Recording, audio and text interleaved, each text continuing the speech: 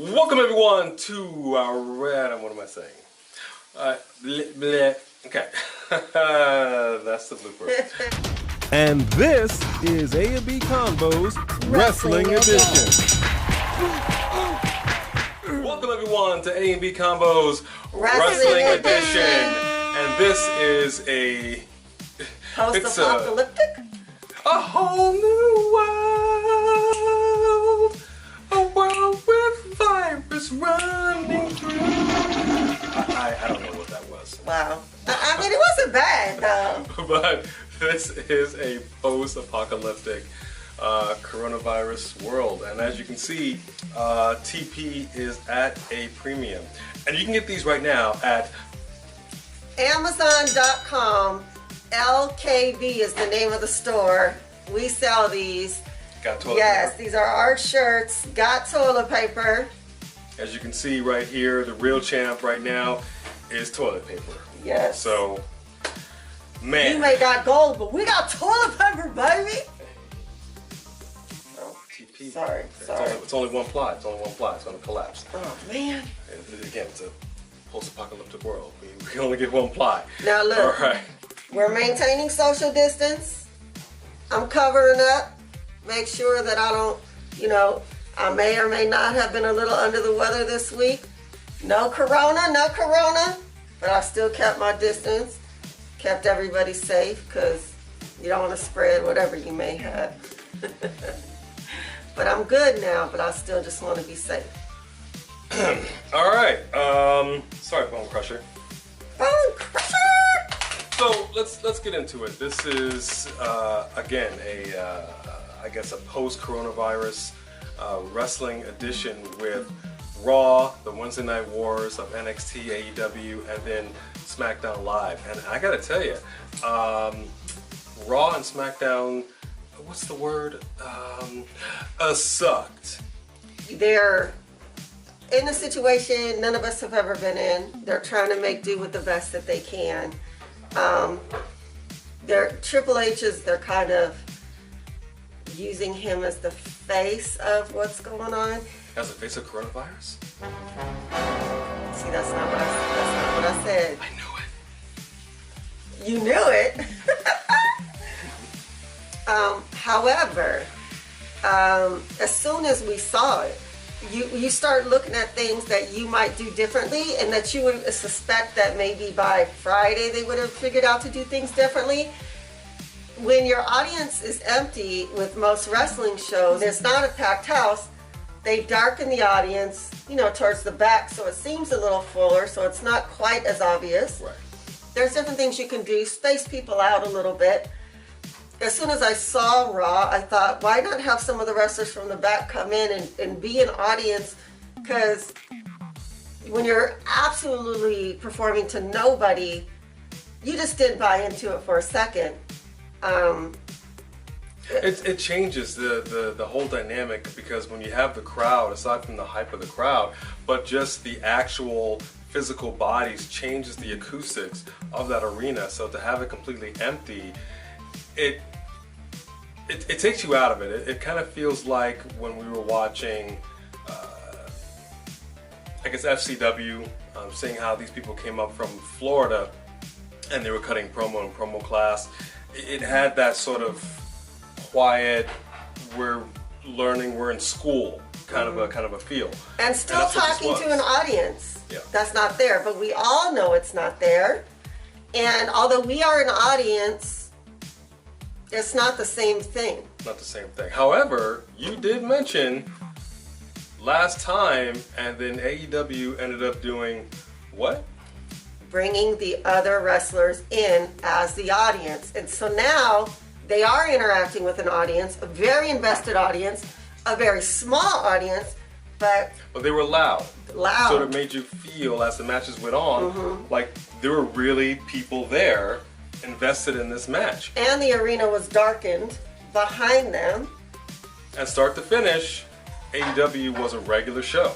And they were good matches. Yeah, I didn't look at them and go, damn, what's going on? Right. I actually got involved in what was going on. And then, of course, the debut of Brody Lee and one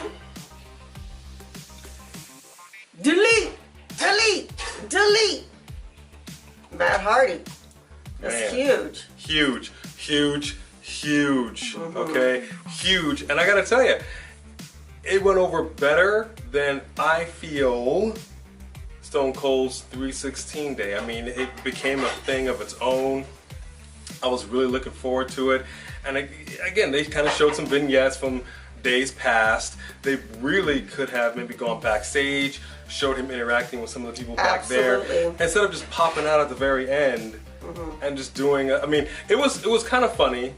Give me a hell yeah to an empty. I mean, I'll. No, I mean it's Stone Cold. Good. We're always gonna be like have a Stone Cold moment, but there was a few awkward moments where you just kind of felt like But didn't have that old Monday Night War WCW pop when you had a former WWE wrestler all of a sudden appear on WCW like we had with Matt Hardy on AEW. It's like, oh my gosh, this is amazing. Plus the fact that Jeff Hardy came back this past week and also had a match. So now you have two Hardys, two different brands.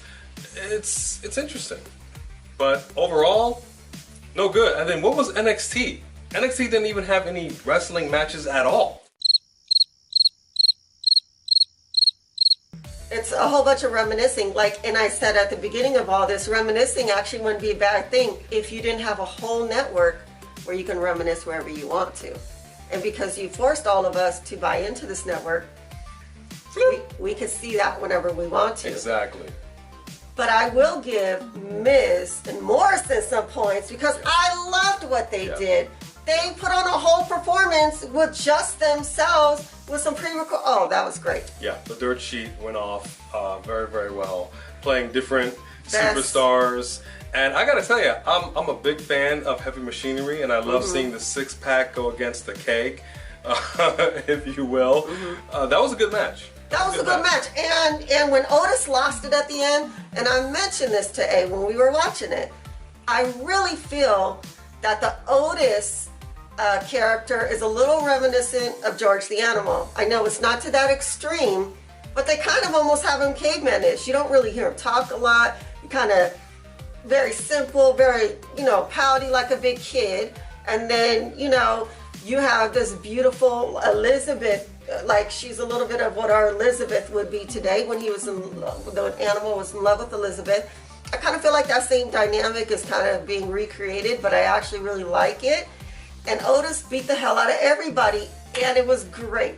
And like you said, people have the WWE Network. The mass majority of the people, I think it's fair to say, that watch Raw, SmackDown, NXT are subscribers of the network, and they've seen WrestleMania. They've seen all these shows that they're just filling time with. You've got a locker room of superstars that are just biding their time doing nothing. And I'm going to tell you, we've said this many, many times, the NXT superstars, far and beyond, are way better performers than we've seen on Raw and SmackDown, and yet everybody was just taking the night off. I understand these are weird and scary times, and maybe some superstars have expressed some concern about wrestling. A segue into what they are now dubbing as too big for one night, WrestleMania. So you're telling us that one night has been sufficient for the last 35 years, but because it's going to be in the Performance Center, now it's too big for one night. You mean too big for the Performance Center? And I don't even know what this WrestleMania is going to look like. Well, of course, nobody does, and neither do they. And that's the whole point, is that day from day, seriously, we're wearing shirts that say got toilet paper.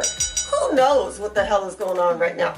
However, WrestleMania better damn well have at least 10 to 15 wrestlers who are not wrestling in the audience to give us an audience. If they don't want to be close to each other, sit them 6 feet apart. But put a few people in the audience that are already there. I hope so. If AEW figured it out, they could figure it out. I don't think so.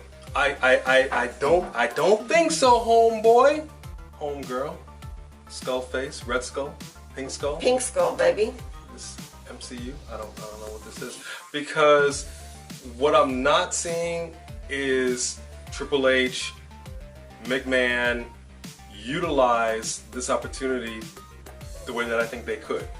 The fact that AEW did kind of out of the gate and WWE is just lagging behind in the creativity aspect of things. I don't know. I'm not really holding out a whole lot of hope. AEW brought it, and the ratings are going to show. There's nobody who would have watched NXT over AEW this week. If you did, let us know why in the comments, because there doesn't seem to be a reason that anyone would have done that. There was nothing to see, right? It's not even a Wednesday Night War. It's a slaughter, okay?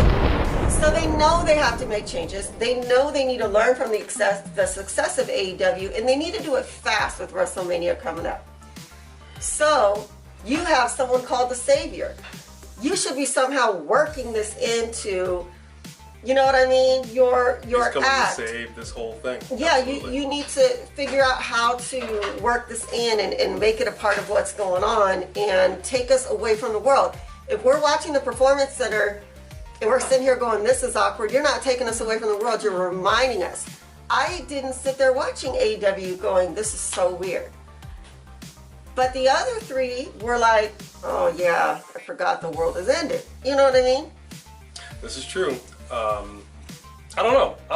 I mean, in some ways you had them think outside the box by having Becky Lynch drive up in a big rig. I thought that was really, really cool.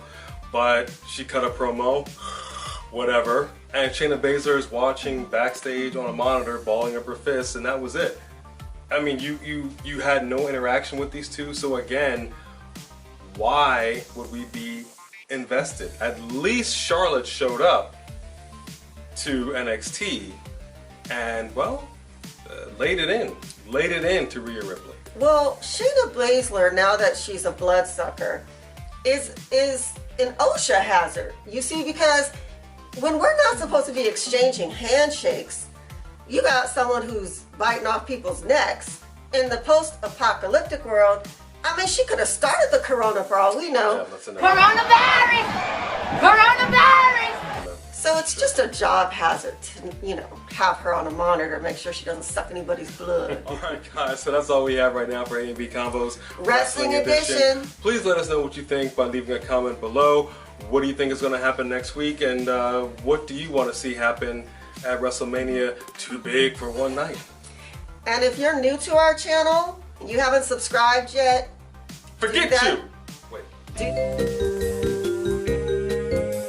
Hit the notification bell, tell us a little bit about yourself, and more importantly, since we're all grounded, go watch our videos. We have plenty of them. You're going to love them. Thank you guys for watching, and we will see you down the road. Hopefully. Does anybody have any toilet paper? Right here. I need this right now. Let's cut. Uh-oh.